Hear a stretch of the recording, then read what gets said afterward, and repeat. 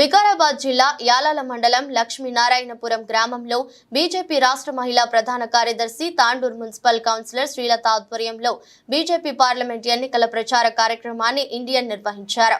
ఈ సందర్భంగా మాట్లాడుతూ గ్రామాల్లో ప్రచారాన్ని చూస్తుంటే ఈసారి కూడా బీజేపీని గెలిపించుకోవాలని అందుకు ప్రజలు సిద్ధంగా ఉన్నారన్నారు. బీజేపీకి మంచి ఆదరణ ప్రజల నుంచి లభిస్తుందని అన్నారు. కేంద్ర ప్రభుత్వం ప్రవేశపెట్టిన సంక్షేమ కార్యక్రమాలు 10 సంవత్సరాల్లో ప్రతి ఇంటికి అన్యాయాన్ని అన్నారు. మళ్లీ అధికారంలోకి వస్తే దేశాన్ని అభివృద్ధి పదంలో నడిపిస్తారని అన్నారు. కాబట్టి బీజేపీని అధికారంలోకి తీసుకురావడానికి ప్రతి ఒక్కరూ మీ ఓటు హక్కు ద్వారా సహకరించాలని లక్ష్మీనారాయణపురం గ్రామస్తులకు కోరారు.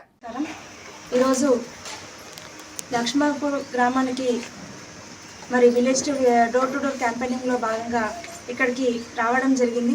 మరి ప్రజా స్పందన చూస్తూ ఉంటే ఇక్కడికి ఊర్లో ఉన్న వాళ్ళంతా కూడా ఇక్కడ పొద్దున్నే లేచి వెళ్తున్నారమ్మా, ఎక్కడికి వెళ్తున్నారని అడుగుతుంటే ఉపాధి హామీ పనికి వెళ్తున్నారని. మరి ఎవరు కల్పించారమ్మా ఈ పని అంటే, మరి ఇక్కడ ఉన్న స్థానిక ఎమ్మెల్యే కల్పించారా లేకపోతే ఇంకెవరు కల్పించారంటే, లేదమ్మా మాకు నరేంద్ర మోదీ గారు కల్పించడం జరిగింది.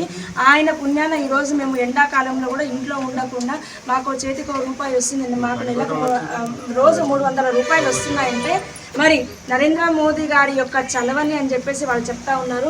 మరి అంతేకాకుండా మా ఆత్మగౌరవం నిలబడే విధంగా మరి మా బాత్రూమ్లు కట్టించడం కానీ, మరి రేషన్ బియ్యాన్ని ఇస్తున్నారు.